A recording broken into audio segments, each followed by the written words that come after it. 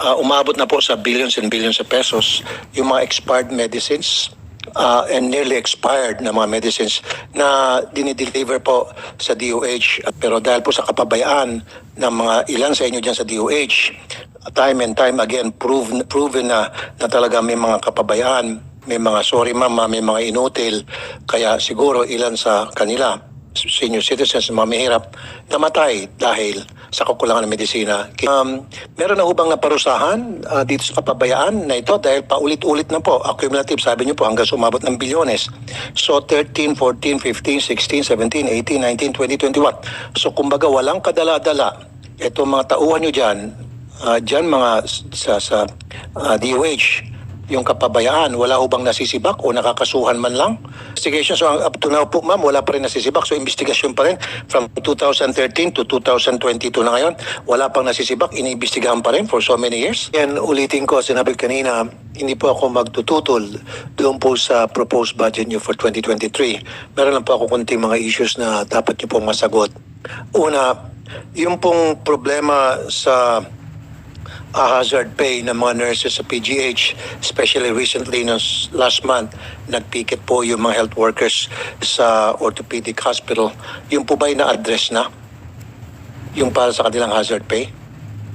Yes, Madam Chairperson and Senator Raffy Tulfo. First po, we had been communicating to the Department of Budget and Management for the release of additional funds for our healthcare workers. So just recently, one on September 6 and one on September 9, we have submitted to DBM our request for the release of funds for 11 billion and 1 billion respectively for these healthcare allowances. Kailan po nila matatanggap yung kanilang hazard pay? Ma'am, can you give us a timetable? Kailan nila ma-expect na matanggap yung pera nila? Madam Chairperson and Senator Tulfo, hopefully po DBM has mentioned to us that they might release funds today. So we'll be able to provide our healthcare workers yung kanilang allowance. But just to clarify, Senator... So is it safe to say, ma'am, before Christmas, makukuha na nila kanilang hazard pay? Hopefully, Senator Tulfo, we're doing everything we can so that the budget will be provided to DOH and we can download to our operating facility. So sana ma'am, bago magpasko, mabigay na po sa kanila yon. Pera nila yung pinaghirapan nila, tinaya nila yung buhay nila during COVID. And then, maliit lang halaga yung kung tutusin. Tapos pinagkakait pa natin, naiipit pa. So I want it given to them before Christmas time.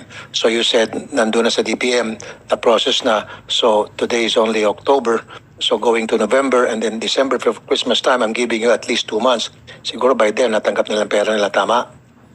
Yes, Senator Raffy and Madam Chairperson, if I may just manifest that, yes sir, kami po sa DOH would really want to provide all the benefits due to our healthcare workers. Unfortunately, we need additional funds. We have arrears to our healthcare workers which spans from July 2021 until this time. Meron po kaming utang na 64 billion pesos sa kanila dahil may retroactive provision po yung ating RA for health emergency allowance. So I hope po this body can also help us to have more funds so that we can provide the healthcare workers benefits. I for one will really support that, ma'am, para naman hindi malulugi, hindi magmumukhang kawawa yung ating mga health workers, especially tumaya ng buhay, tinaya nila yung buhay nila panahon ng pandemic. Now let's move on. Napansin ko po, 2013, 14, 15, 16, 17, 18, 19, 20, 21, umabot na po sa billions and billions of pesos yung mga expired medicines and nearly expired na mga medicines na dinideliver po sa DOH. At marami sa mga medisina ito, napakahalaga mga medisina ito, cancer medicines, maintenance, tulad ng diabetes. Ang dami pong mga gamot dito na sayang. At alam niyo naman po, yung recipients nito ay mga mahihirap nating kababayan. So, ibig sabihin po, yung po mga mahihirap nating kababayan na api rito, na isahan, hindi po naibigay yung mga gamot na para sa kanila. And who knows, ilan po sa kanila ang dapat nadugtungan yung buhay kung itong mga gamot na ito ay na-dispense sa kanila. Pero dahil po sa kapabayaan ng mga ilan sa inyo dyan sa DOH, time and time again, proven na talaga may mga kapabayaan, may mga sorry mama, may mga inutil, kaya siguro ilan sa kanila senior citizens, mga mahirap, namatay dahil sa kakulangan ng medisina. Can you give me a reaction on that, Madam? Yes, Madam Chairperson and Senator Raffy Tulfo. First, the reports that come out from the audit findings will be cumulative numbers for these specific medicines or commodities that are indicated in the report. Okay, just the same. Ano pong nangyari doon sa mga expired medicines? Ano yun? Binalik ba doon sa supplier para i-refund tayo yung pera na siyempre, ayaw ko naman masayang yon. Hindi nagamit yung mga medicine, nearly expired nung i-deliver. So binigyan mo tayo ng refund o yung ba'y sinunog na lang, ganun-ganun na lamang? Ano po nangyari doon sa mga expired medicines na yun na worth billions and billions of pesos? Madam Chairperson and Senator Raffy Tulfo, most of these medicines were replaced. Were replaced? Opo, before the expiry dates po. Can you give us a record, the data pertaining to that na talagang yes na-replace? po, I'll be submitting, Senator. Okay. Number 3, meron na hubang naparusahan dito sa kapabayaan na ito dahil paulit-ulit na po, accumulative, sabi niyo po, hanggang sumabot ng bilyones. So 13, 14, 15, 16, 17, 18, 19, 20, 21. So kumbaga walang kadala-dala.